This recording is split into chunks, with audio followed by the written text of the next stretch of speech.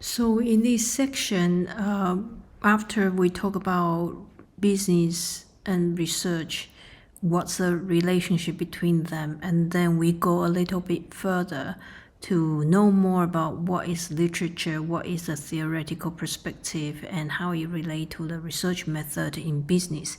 So it's an introduction level that we have a general idea to understand literature, and this is the entry point to know how can we conduct research.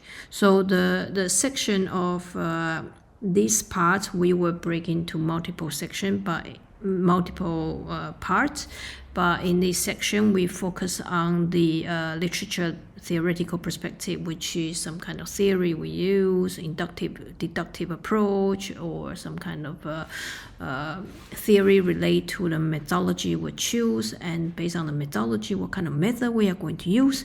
So the learning objective, what we're going to do is to have a clear research direction and to understand how can we choose a research topic, and do we know if our research topic can be a quality research topic, and how can we narrow and define research problem to create a research question, because sometimes we know the problem but we may not able to address the question properly, and how to do a literature review, and of course formulate a research question, understand the theory and question and objective. Therefore it would be help us lead to the methodology design. So in the research world, we always have a research wheel. The research wheel is something essential to talk about what we intend to do in our research process, which can be composed of multiple layers to do with what is the ethics, how can we plan, and what could be the action, and how we're going to present it. And so in each layer of research, we are going to talk about what can we do during each process of research, and how can we link to the research, conducting the research more ethical approach. So this is something as a kind of research wheel. We are talking about ethic perspective, which we mentioned in our last part, and then in our planning is about how can we direct our research, what is our research proposal, and then how can we conduct literature review, how can we understand the philosophy stance of research, so we will be able to design research, and then we work on the research, and then how can we design the sampling, which we address in our ethic a little bit about sampling part. Then when we conduct research, there are multiple ways to conduct research. That could be, through the secondary data, social media, interview focus group, observation, questionnaire survey, different kind of qualitative, quantitative research method, or using statistical tools that could be much more complicated in addition to a very basic research output. So there are stages of research in our direction. Simply we're saying, okay, then let's have a topic, let's have a problem. Well, let's identify a problem, because we always know there's a problem, but let's identify the research problem. What is our goal, and what is our objective from this research, and then what is actual our research question can we address from the problem we have. So how can we have an original topic? How can we choose a topic and know that it's important to know some keywords in research? So first of all, when we conduct research, we always think about, okay, I have personal life, I work in an organization, or I have problem in some kind of society issues. Sometimes you probably doing online purchasing, you probably have a problem finding digital marketing or service marketing online, or you're dealing with involved in the work, dealing with a manager, you have organizational issues, or you're dealing with a customer and you paying attention how to manage the customer's emotion, or you are doing the marketing promotion or sales promotion, blah blah, all kind of organizational level or society. And then maybe the current event would make you paying more attention to it. Maybe it's like last couple of years we faced the COVID-19. Lots of research surrounding COVID-19 in terms of the marketing and sales. And COVID-19 then gradually focus on digital transformation. And then after COVID-19, we start to paying attention of AI or, ChatGPT, etc., etc. So there are more current issue. People may paying attention, or suddenly maybe sustainability issue with the currency, the government policy focus on sustainability, the global warming, and how can we be productive, but also at the same time not to using too much consumption. So what could be the dilemma for the marketing people to promote sales while facing sustainability? And what could be the empirical research and theory that we can, associate with the topic. So the technique to generate and to refine our research idea, we need to have way of thinking, okay? Not just about my life, my work, my society, what happened now, but how can we be rational?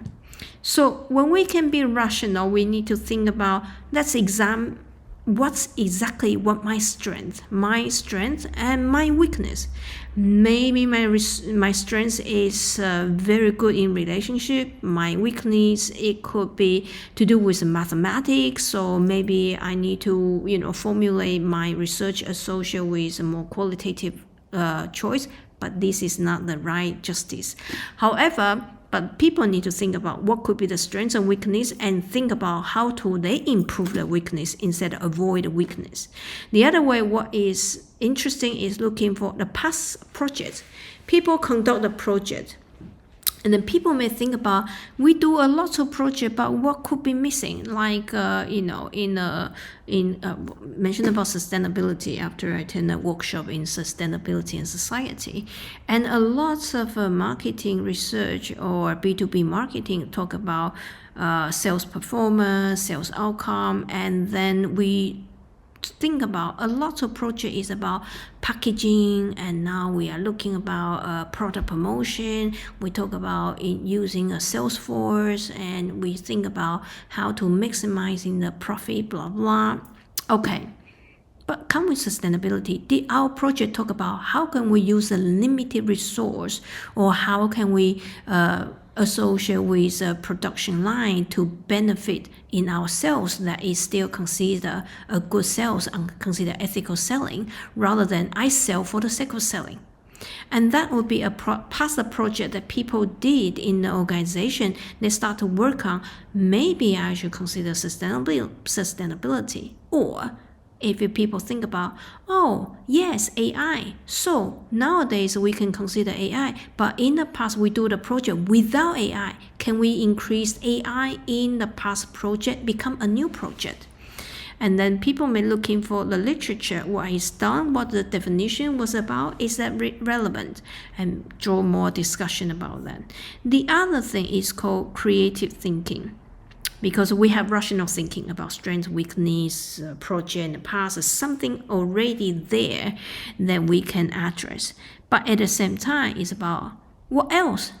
So we brainstorming, we start to think about something else. Is my field related to other area? So what about people talk about mental health, well-being, and then people immediately think about working organization and COVID period time, people are locked down, depression, etc. However, what about salespeople interact with a customer? Do they have the same stress level?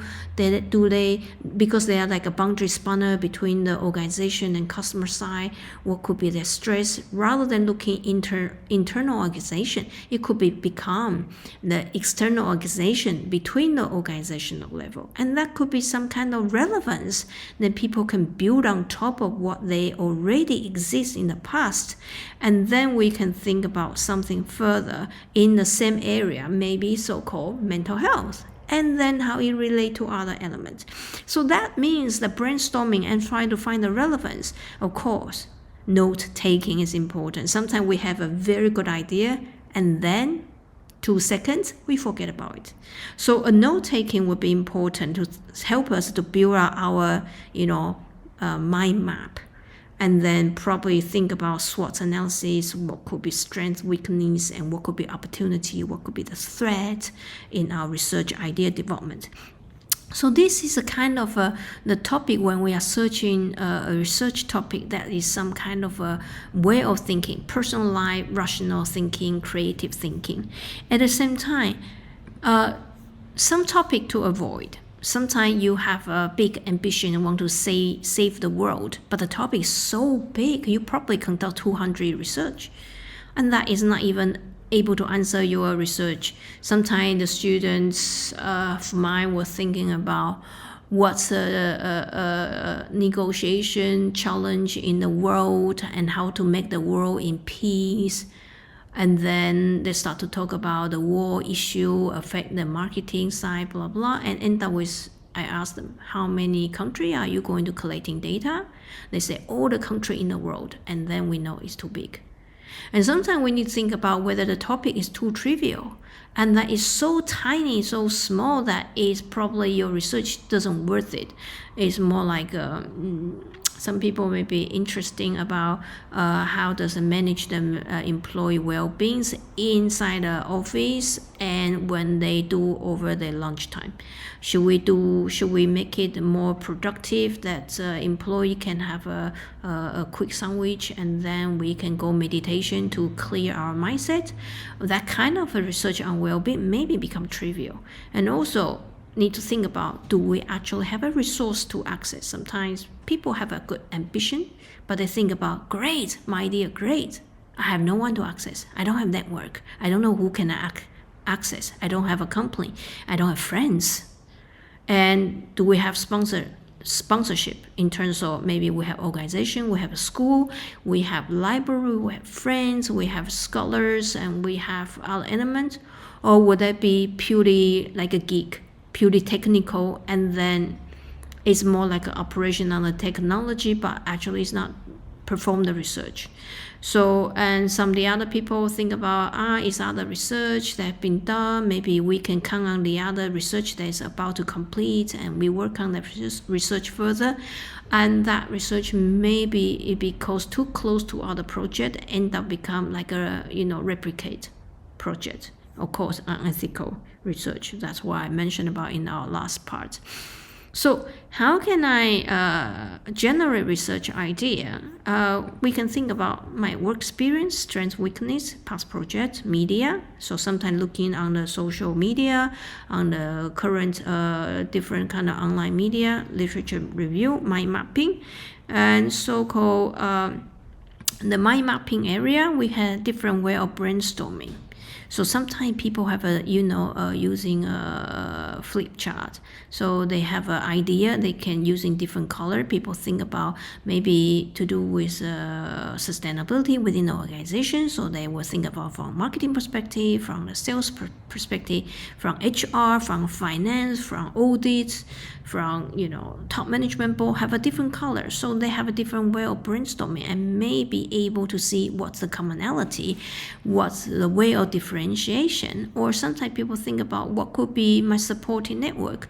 I have me, and I have a supervisor, and I also have a mentor. I also have some other people feedback, and also sponsorship, and also co-worker, and etc. etc. So who could be supporting to help me to access material, or could be able to give me some insight to let me talk about my idea and what they think about my idea. Sometimes they think about ideas that, yeah, your idea is brilliant, but it's been done in the past. And your idea considered dated, so you need probably think about what else. So sometimes you have a mind mapping. So sometimes the mind mapping will help you to think about, use a different color, different kind of, way of thinking, the current, future, the past, or some kind of keywords, what you think, and how it link to the relevance. So this is different kind of mindsets. So identify research gap is important because we have a research idea, and it's good to have idea. But again, I mentioned about in our first section, we talk about so what. So sometimes it's a good to have idea, but we need to know what's the gap in that research to help us to investigate a phenomenon, but is a phenomenon in a society, or is a kind of approach we need to think further that in the past they didn't do properly, and we can provide a more thorough way to show that's a research group, a gap, and then we can conduct additionally. So sometimes research gap is difficult to identify because we have so many ideas. But like I mentioned about, sometimes you have so many projects done in the past, and you start to think about the current issue. And with the current issue, probably think about, yeah, it's been done, it's been told, but what about the new approach? In the past, people talk about, promoting sales, and we can using digital selling. So people put on the website in the advertisement something similar choice, something as a combination. So it's a horizontal way of thinking, vertical way of thinking to make people link to the product to promote. But nowadays, people think about, yeah, maybe we have a new way of thinking. Maybe we is not using this search engine or collect the website to guide us. Maybe we can use a ChatGPT to help us narrow down our purchasing or shopping interest, and to help us to find the product we need. And that could be a new way of research gap in terms of the past research and new issues. So that is something when we are choosing our research topic. It could be relate to the resource, support, career. So some people may not have a job yet, and they were students and think about, is my research will attract a lot of attention from certain domain, and that become my career aspiration. So for example, like my student, they are doing the negotiation sales subject, and the thing about their career is they want to be a purchaser. So they are thinking about how to be a purchaser in dealing with a supplier, and what could be considered a key negotiation when come with sustainability part. And something they think about that would be important for the future, for the world as a career aspiration. Some students think about, I want to do AI and ChatGPT, and how it become used ethically. So it would be help the organization incorporate AI, but still can show in audit or some kind of credibility to show they are ethical way of performing business. Of course, some kind of positioning, or who are you having contact? Do we have a time constraint? Some people need to perform applied research within, say, 2 months, or 1 month or 6 months. They have a different time constraint. Some people conduct as a kind of basic research. They probably give allowance by the sponsorship, say 4 years, 5 years research. So they have a different kind of constraint in terms of resource, in terms of support, in terms of your positioning, and in terms of your network and time. So the other thing, we talk about choosing a research topic, but sometimes be cautious. The reason not to choose a research topic is not because it's simple, so I choose it. There's so much to read on a topic, so I choose. I remember there was a study to look into the gender, male-female difference, and they say, there are so many research been done in the past like this, so I'm going to do it again, but be aware. Sometimes choosing a research, they've already done thousands of topics about that in the same area. Maybe it's not a good idea to carry on, because it becomes difficult to generate new knowledge. And people will always say, yeah, it's been done in the past. Oh, yes, this has been mentioned in 2019. Oh, this has been mentioned in 1995. So now it's 2023. Why are you still doing the research that have been done in the past, and you have nothing new special? Or sometimes the organization select my topic and they tell you what to do, so you do it, of course.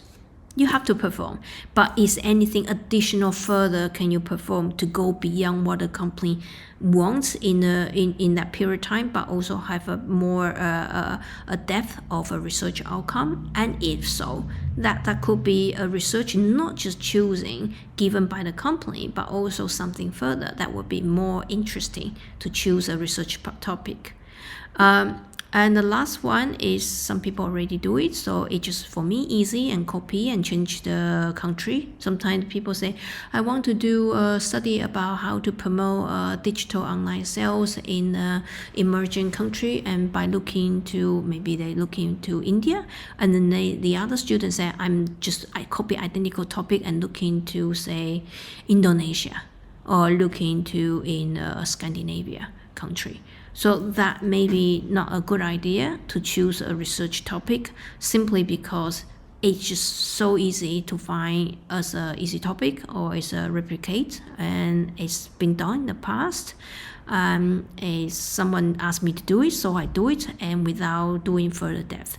So this is some idea for you to know how to choose a research topic in terms of way of thinking. And then afterwards, we are going to have a new part to talk about literature review, because we do a research topic and we need to know how to perform literature, because without a proper literature review, or to know where to access literature, what is a good literature, how to narrow down, we may have too much information to digest, and our topic may make us too, difficult to move forward. So this is something next we will talk about in our next part. What is a literature review?